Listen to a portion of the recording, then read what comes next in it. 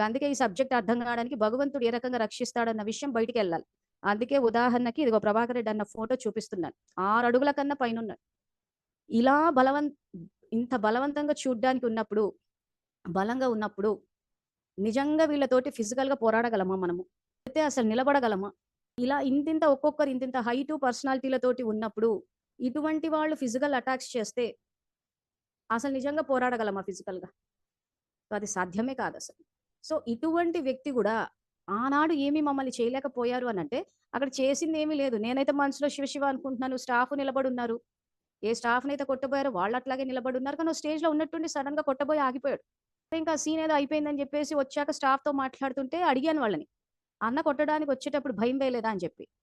So, ఒక staff శషవల్ ఏం జెప్పాడంటే, ఆ రోజు ఫ్రైడే యాక్చువల్‌గా గొడవ జరిగిన 12థ్ సెప్టెంబర్ 2014 ఇప్పుడే నమాజ్ జేసొచ్చిన మేడం ఈరోజు ఫ్రైడే అల్లా కాపాడతాడు ఈరోజు. సో